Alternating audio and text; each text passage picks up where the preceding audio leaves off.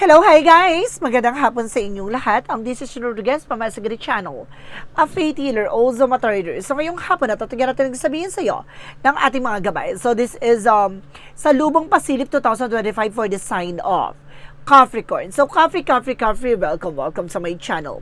Ano kayang messages, advices, at spirit guides ang ating masasagot for today's video?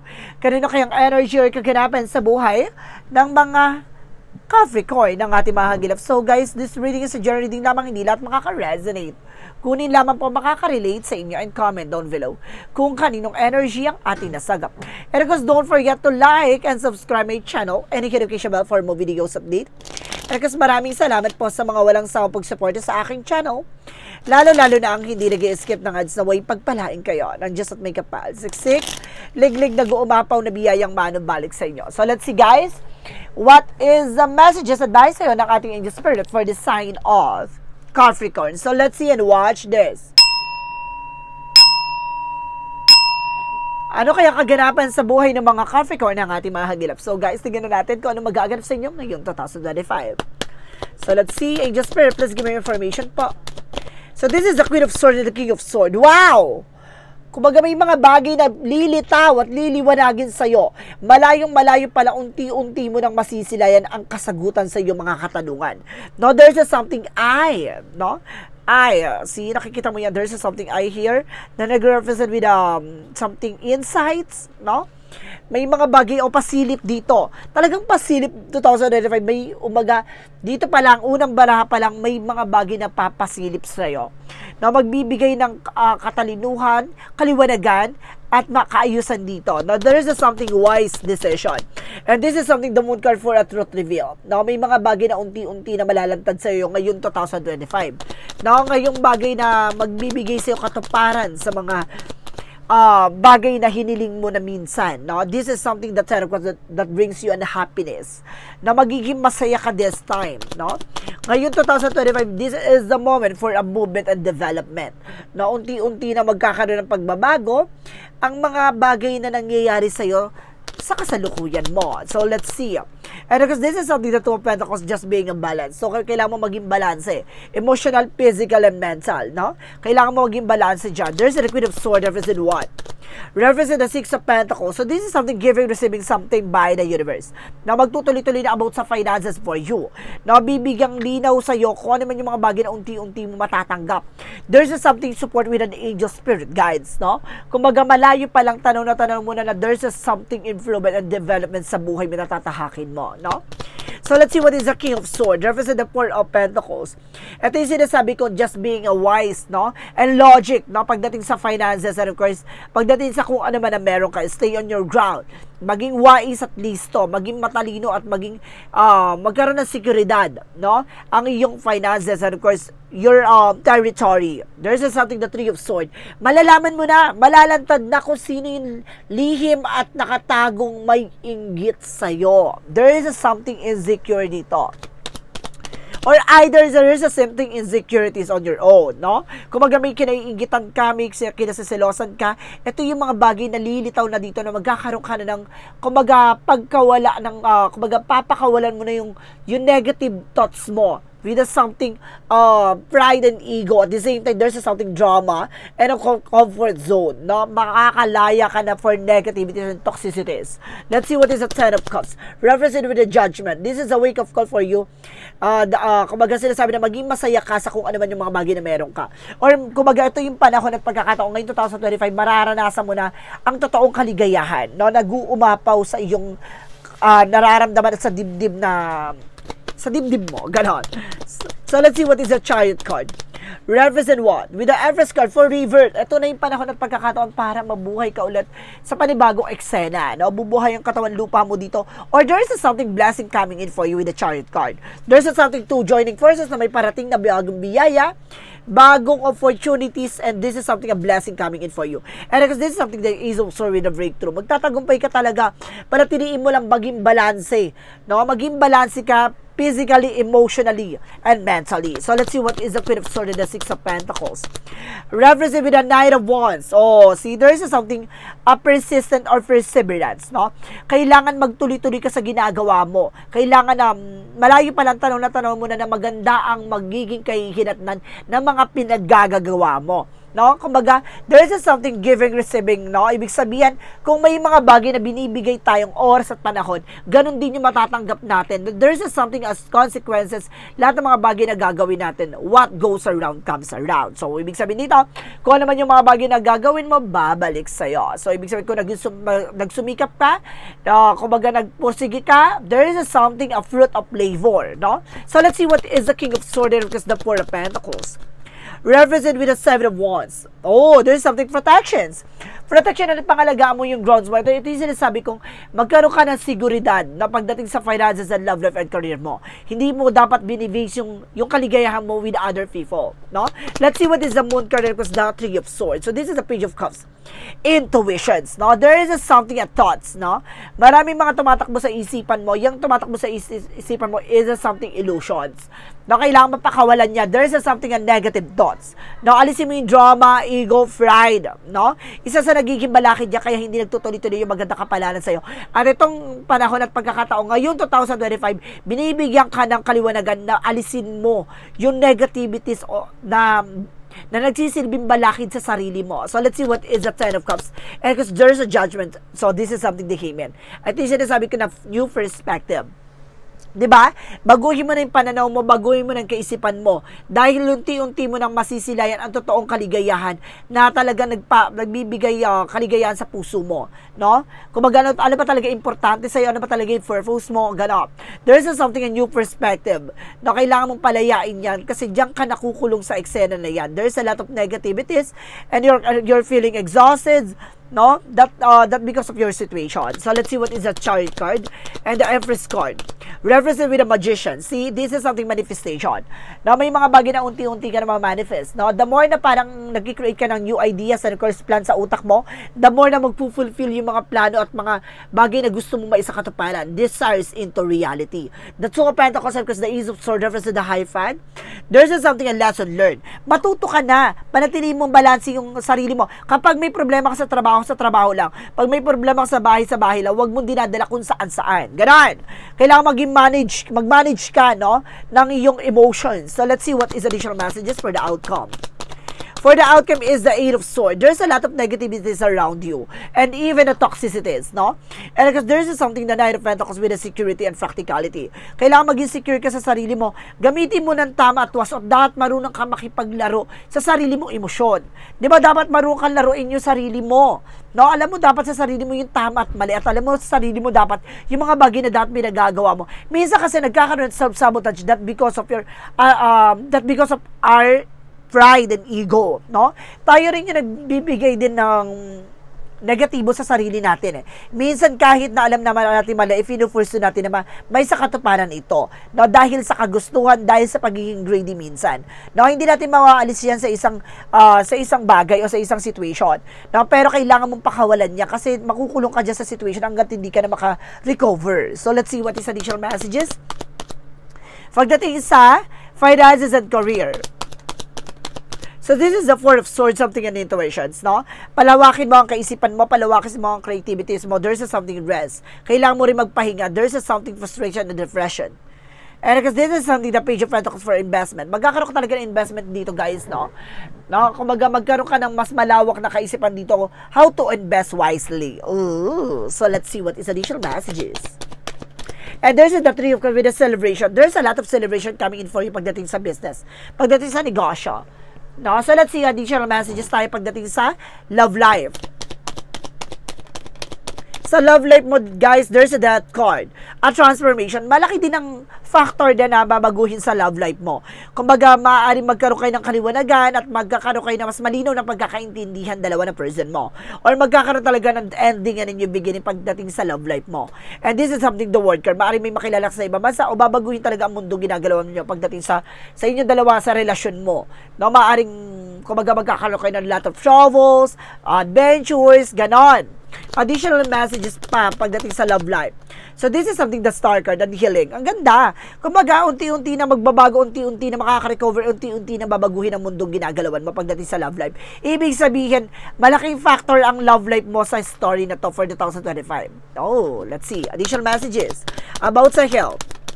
There is a 5 of Pentacles. So, depression about sa finances. And this is the Ace of Pentacles with a big shot and big money. Ibig sabihin dito, pagdating sa health issues mo, guys, maaring matapos na ang pag-iisip mo. Na mawawala yung stress mo sa mga utang mo. Mawawala yung stress mo pagdating sa kagipitan. Pagdating sa finances. Kasi may malaking opportunity na daloy sa'yo. Ngayon, 2025, yung kagipitan at kumbaga, kawalan ng pera ay maaaring mapalitan na nag-uumapaw na pera ngayon 2025. It's good. Now, let's see additional messages with a Yin and Yang Oracle card. For Yin and Yang Oracle card, represent what? Yin and Yang Oracle card represent spy, watching at you. See, may mga bagay na sumusubaybay o tao sa sumusubaybay sa iyo.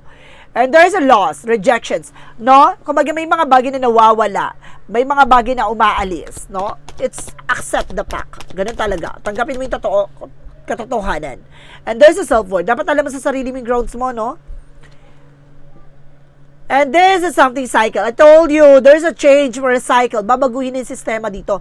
Kumaga, kaya din may mga taong kumakawala sa'yo, takot ka kasing mawalan or something, maiwan. So, ibig sabihin dito, kailangan marunong ka mag-surrender. Ganon. Kumaga, the more na marunong ka mag-surrender, the more magpufulfill lahat ng mga bagay na naayon sa kagustuhan mo. No? So, let's see what is the magical fairy messages. And there is something you desire is within reach. See, I told you, papabor din sa iyong sitwasyon. There's a debt paid off. Na lahat ng mga mabibigat, papalitan niya ng kagaangan. So, ibig sabihin lahat doon na mabibigat na nangyari sa buhay mo, pakawalan mo at, di ba, waksiin mo. So, let's see what is the synchronicities. Let's see what is the synchronicities represent what? Represent planting seeds, no? Magtanim ka lang na magtanim na magagandang opportunity for you. No? Gumawa ka lang ng there's a lot of sacrifices, no? Gumawa ka lang ng mga bagay na alam mong babalik sa'yo. And this is something a teacher. Marami kang bagay na matututunan dyan. Hanggang sa there's a magician. Mamanifest mo lahat ng mga bagay na ninanais mo. So, let's see what is the romance angel service and what. So, ngayon 2025, magkakaroon ng recovery, healing, and there is something, a wish coming true. Now, there is something insights. Na unti-unti mo na masisilayan yung mga bagay na magaganap. No? Kumaga, magkakaroon ka na talaga ng gut feeling agad. Romance angels, there's a missing for someone. Meron ka ditong naaalala o may mga may nakakaalala sa'yo. And this is something, a change, transition. There is a powerful change, guys, no, coming in talaga. And this is something, an enemy. So, I told you, there's a spy watching at you. And there's an enemy watching your back. Ibig sabihin, hinaantay kang pabagsakin ng tao na to or may tumusubaybay sa'yo na parang bumagsak ka. Or, there is a lot of evil eye. Just be aware, guys. Huwag ka nagpo-post sa social media, ha? Yung mga hinaing nyo, of course, mga problema mo, natutuwa sila. So, let's see what is Archangel Michael messages for you. Archangel Michael messages for you. Represent what? You're on the right path. Wow! Nasa tamang direction ka, oh. At the same time, there's something new beginning and fresh start. I told you. Magkakaroon ka talaga ng pagbabago at bago simula. At, my goodness. For the chakra messages. And there's a recovery. I told you so. Diba, makaka-recover ka lang. O, diba, alisin mo lang yung ego and pride. And a lot of drama, vanity. No, and there's a self-worth, no? Alisin mo din daw, kumbaga maging kumbaga halagaan mo yung sarili mo. No, dapat alam mo sa sarili mo yung grounds mo. Hindi ka dapat nagbibigay sa ibang tao para lang maging masaya, ha? Alisin mo yung luho, bisyo dito. And this is something growth. Magkakaroon ka ng growth and expansion. Powerful.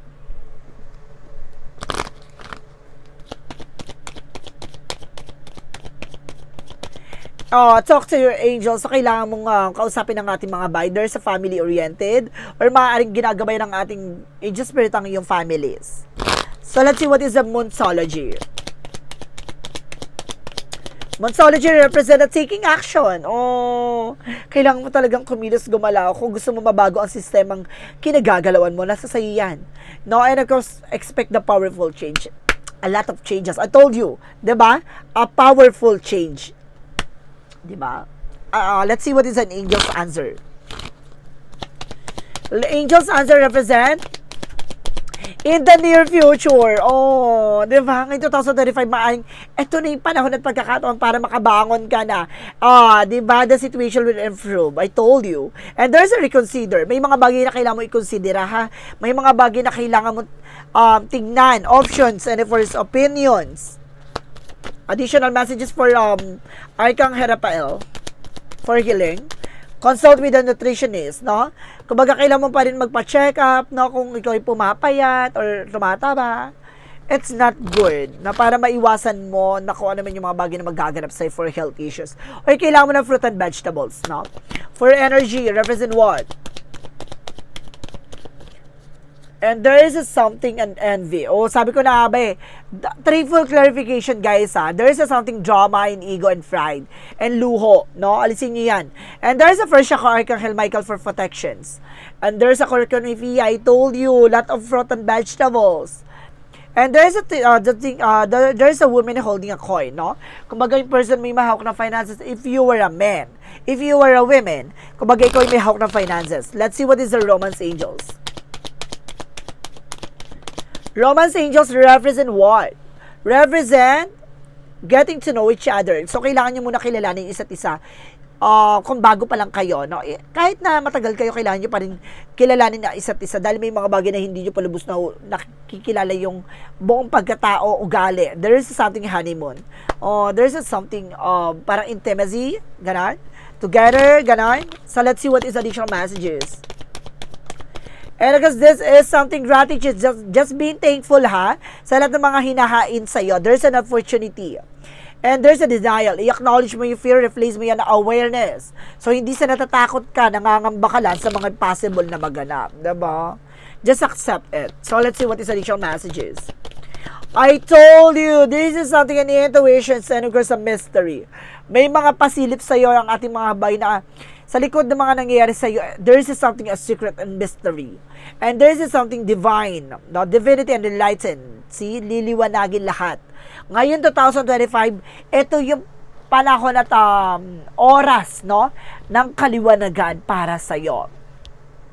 So, let's see what is additional messages with an angel spirit guides. And your life is a canvas. Manifestation. No? Unti-unti mo na ma-manifest. Kung ano man yung mga bagay o kagustuhan mo, unti-unti mo na matutupad. For Jesus' loving quote said, oh, give and it shall be given to you. So, see, ibigay mo kung gusto mo ipagkaloob sa'yo yung mga bagay na karapat-dapat para sa'yo. No, or ba yung mga bagay na ibibigay sa'yo ayon sa kalooban ng Diyos. So, let's see what is an angel's number. Represent what? Angel's number represent 1818 for willpower. Na para sinasabi na ikaw yung makakagawa ng paraan para makaalis ka sa situation mo. No, ikaw yung makakagawa ng paraan para mag-success ka. There's a right. No? And while the significant event are on the cards for you, you will progress in your endeavors and gain new experiences. The right people and resources will be put on your path. An excellent proposal or change is coming up. Your destiny of greatest. Ibig sabihin dito talagang, diba? May mga bagay na talagang nakatadhanang maganap. May mga bagay na nakatadhanang ibigay sa'yo. No, na nasa tamang proseso, progreso ka, magtiwala ka at looking forward dapat. No, additional messages with the messages of life. Return to the inner temple. Pinapakita dito today, I rediscover my inner self in sacred silence. This is the inner temple in which I am able to calmly study the lessons life has provided me here. I regain my sense of fragility and retrieve my trust in the universe, but in the light of my inner temple, I know I now remember the value of each and every step of my life. So see, parang unti-unti mo natuklasan sa sarili mo lahat ng mga bagay na nakikita mo sa kasalukuyan mo. Unti-unti mo na hihimay-himay lahat ng kaganapan na nangyayari sa isa nakaraan, at unti-unti mo nang tinatahi-tahi o pinagtatagpi-tagpi yung mga mangyayari sa isa kasalukuyan. So ibig sabihin dito, may mga bagay na masisilip mo talaga na mangyayari na sa hinaharap. So ibig sabihin dito, magtiwala tayo na ibinibigay at binabahagi na sa iyo ang kakalaman at kakayanan na dapat mong matamo. So guys, this is a salubong pasilip po 2025 for the sign of Capricorn. So Capricorn, maraming salamat for this wonderful reading. So once again, this reading is a general reading lamang. Hindi lahat makaka-resonate, kunin lamang po makaka-relate sa inyo, and comment down below kung kaninong energy ang ating nasagap. And of course, don't forget to like and subscribe my channel and hit the notification bell for more videos update. And kasi maraming salamat po sa mga walang sawang support sa akin channel, lalo-lalo na ang hindi nag-i-skip ng ad. Naway pagpalain kayo ng Diyos at may kapal, siksik liglig nag-uumapaw na biyayang manang balik sa inyo. At maraming salamat po. And see you in the next video. Bye-bye and babush!